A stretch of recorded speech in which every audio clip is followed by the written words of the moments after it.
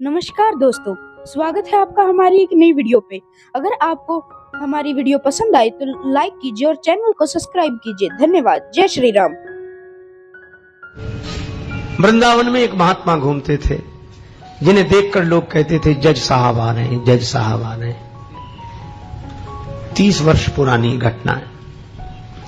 तो एक संत से किसी ने पूछा कि इनको जज साहब क्यों कहते हैं? तो कहा कि ये साधु अब हो गए, पहले जज थे, पुराना नाम अभी भी चल रहा है। तो ये साधु क्यों हुए?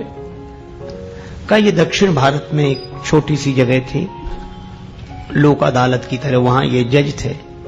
एक गांव में एक बड़ा सीधा सरल आदमी रहता था, उसका नाम था भोला। भोला नाम तो लोगों ने रख दिया था क्योंकि वो राम जी के अलावा किसी को जानते नहीं था, ना अन्यम जाने, नैव जाने न जाने। गांव में रघुनाथ जी का मंदिर था और भोला केवट जाति का था। सामान्य परिस्थिति पर उससे जब कोई पूछता कि केवट भैया भोले वो बात कैसी है, तो कहता रघुनाथ जी जाने, मैं तो कुछ नहीं जानता। 2 बेटे 1 बेटी। बेटी विवाह के योग्य हुई। बेटों ने कहा कि पिताजी यहां के जो धनी सेठ हैं उनसे कर्ज ले लिया जाए, बहन का विवाह होने के बाद हम लोग कमाएंगे, रुपया चुका दिया जाएगा। केवट गया, सेठ जी ने ब्याज की सामान्य दर जो लेते थे वो तय की, लिखा पड़ी हुई, रुपया ले आए, विवाह हुआ बेटी का। बेटी विदा हुई ससुराल को और केवट ने घर छोड़ दिया। गांव में रघुनाथ जी का मंदिर था, वहीं रहने लगा। सबके ममता ताग बटोरी, मम पद मन ही बांध बर डोरी, रहने लगा। बेटों ने कमाई करके पैसा दिया, केवट लौटाने के लिए गया सेठ जी के पास। सेठ जी ने रुपया ले लिया, ब्याज ले लिया, रसीद लिखकर दे दी कि पाई पाई से पैसा मिला। और कहा केवट पढ़ो क्या लिखा है। केवट बोला रघुनाथ जी जाने, मैं तो कुछ नहीं जानता क्या लिखा। सेठ जी के मन में पाप आया कि से दोबारा पैसा लिया जा सकता है, तो बोले ये कागज हमें दे दो, तुम जरा पानी ले आओ। वो 1 गिलास पानी लेने गया, सेठ जी ने वो रसीद छिपा के रख ली। फाड़ते तो शक होता, एक कागज पर ऐसे ही कुछ लिख कर दे दिया, बोलिए तुम्हारी रसीद। केवट ले गया, रघुनाथ जी के चरणों में रखकर जिस कमरे में रहता था वहां रख दी और अपना राम जी से मतलब सबके ममता ताग बटोरी, मम पद मन ही बांधे बर डोरी। सेठ जी ने मुकदमा कर दिया। केवट ने रुपया दिया था, चुकाया नहीं, कहता दे चुके हैं। अदालत में केवट को जाना पड़ा। वही जज जो महात्मा हो गए थे, उन्होंने कहा कि तुमने रुपया लिया था? हाँ। चुका दिया? इसका प्रमाण? कागज। जज साहब ने कहा ये तो कोई सबूत नहीं है, इसमें कुछ लिखा ही नहीं है।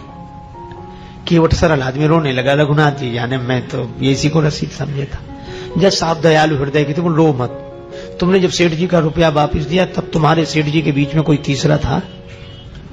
तो केवट की जो आदत थी, जो स्वभाव था, उसी भाव से बोला सत्य कहता हूं जज साहब, सेठ जी को जब मैंने रुपया वापस दिया तो मेरे और सेठ जी के बीच में सिवा रघुनाथ जी के और कोई नहीं था। जज साहब ने, तुम जाओ, अगली तारीख पर आना। जज साहब ने समझा कि रघुनाथ जी को इनके गांव के रहने वाले सज्जन होंगे। जज साहब ने अपने खर्चे से रघुनाथ जी के नाम सम्मन जारी कर दिया। अब चपरासी पूरे गांव में सम्मन लिए घूमे, उस गांव में रघुनाथ जी नाम का कोई आदमी नहीं था।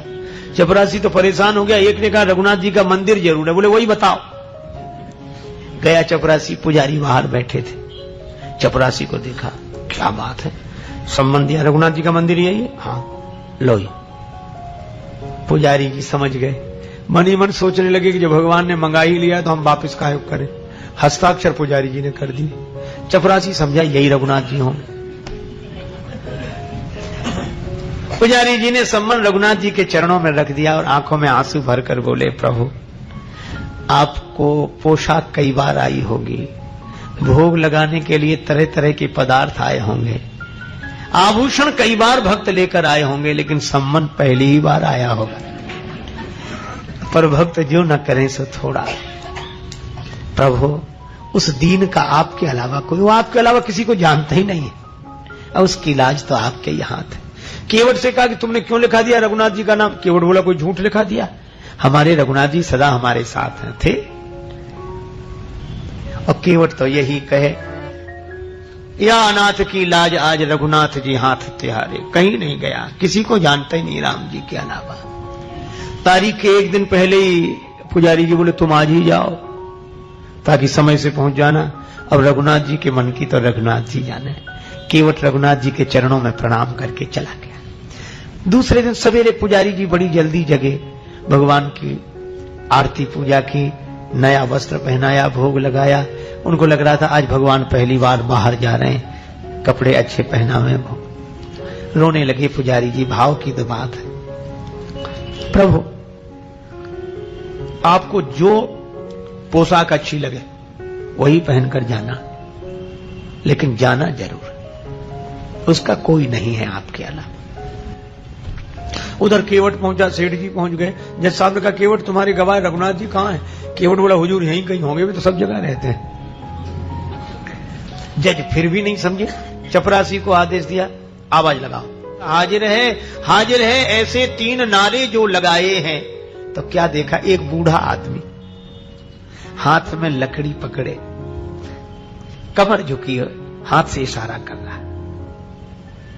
हाजिर है ऐसे 3 नारे जो लगाए हैं, चाल लटपटी सी एक वृद्ध की झुकी सी देह, दुपटी फटी सी शीस बांधे धर धाये हैं, हाथ माहे छड़ी पड़ी तुलसी की ही माल, माथे पर रोरी चारु चंदन चढ़ाए हैं, साहब के सामने विनीत चपरासी साथ, आज रघुनाथ जी गवाह बने आए।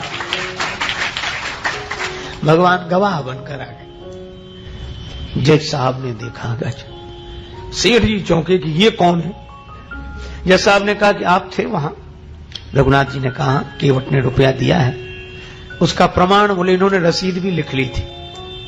सेठ जी को यहीं रखा जाए। इनके मकान में सामने वाली बैठक की सामने वाली दीवार में 3 अलमारियां हैं, बीच वाली अलमारी में बही रखी है 32 नंबर की, उसी में वो रसीद अब तक सुरक्षित है। सर्वांतर्यामी भगवान से क्या छिप सकता। सिपाही भेजे गए, बही मिल गई, रसीद मिल गई। सेठ जी को दंडित होना पड़ा। केवट बाई इज्जत भरी हुआ, रघुनाथ जी तो गायब हो गए। पहले काम तो हो ही गया था। अब जज साहब ने सोचा कि इतने दिन हो गए फैसला सुनाते, पर ऐसा गवाह आज तक नहीं मिला। तो केवट से अकेले में पूछने लगे, केवट ये रघुनाथ जी कहां रहते हैं? केवट बोला हुजूर जहां हम रहते हैं। तो तुम कहां रहते हो? बोले जहां रघुनाथ जी रहते हैं। जज साहब बोले हम समझे नहीं, तुम लोग एक ही जगह एक ही गांव के रहने वाले हो? केवट बोला हाँ हुजूर, आपको कैसे समझाएं, आप तो पढ़े लिखे हो। पढ़े लिखों को समझाना बहुत कठिन है, भक्ति की बात, भगवान की बात। जज साहब बोले तो ये है कौन? केवट बोला हुजूर ये वो है जिनका मंदिर है। तो बोले इन्होंने मंदिर बनवाया है? देखने से तो नहीं लग रहे थे कि ये कोई इतने बड़े संपन्न आदमी होंगे जिन्होंने मंदिर बनवाया। पुजारी भी नहीं लग रहे थे, पता नहीं। केवट बोला हुजूर ये वही हैं जो मंदिर में बैठे हुए हैं। अब तो जज साहब ने चपरासी को बुलाया। चपरासी कांपने लगा, हुजूर ये वो आदमी नहीं था जिसने हस्ताक्षर किए थे। अब जब गांव में पता लगाया तो जज साहब भाव विह्वल हो गए, अपने कमरे पर आए, बंगले पर रोने लगे। लोगों ने कहा रोने का कारण क्या? जज साहब रोते हुए बोले,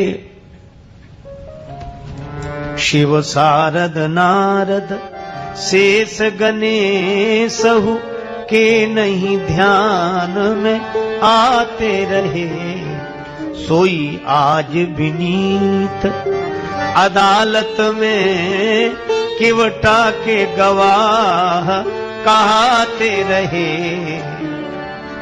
अरे तो इसमें रोने की क्या बात है? खुश होना चाहिए कि दर्शन हो गया। और चले गए तो वे तो जाते ही।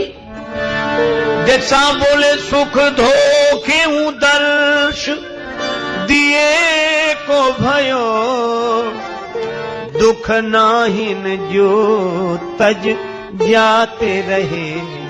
फिर रो क्यों रहे हो? बड़ी भाव भरी बात कही। जज साहब बोले आज मुझसे बहुत बड़ी गलती हो गई। कौन सी? कुर्सी पे बना जज बैठा रहा, जगदीश खड़े समझाते रहे। कुर्सी पर जज बना बैठा रहा और जिनकी अदालत में सबको उपस्थित होना पड़ता, वे भगवान खड़े खड़े गवाही देते रहे। ऐसा वैराग्य हुआ, उसी दिन पद से इस्तीफा दे दिया, वृंदावन आ गए, साधु जीवन बिताया। अक्सर खड़े रहते थे, कहते थे भगवान खड़े रहे, मैं बैठा रहता तो खड़े ही रहना अच्छा है। मंदिर में जाते तो अंदर नहीं जाते, बाहर से ही दरवाजे की धूल सिर पर चढ़ा लेते। कोई कहता कि अंदर क्यों नहीं जाते, तो कहते कि मैं उन्हें मुंह दिखाने लायक नहीं हूं, मुझसे जो अपराध हुआ है। यह भाव केवट के कारण भगवान गवाह बने। क्या था केवट में? सबके ममता ताग बटोरी, मम पद मन ही बांध बर डोरी, अस सज्जन मम उर बस कैसे, लोभी हृदय बसे धन जैसे। ये सज्जन की दूसरी परिभाषा। तो हमने ये कथा सुनी स्वामी राजेश्वरानंद जी महाराज द्वारा। बहुत ही सुंदर ढंग से इस कथा का वर्णन स्वामी जी ने किया है। उम्मीद है आपको ये कथा पसंद आई होगी।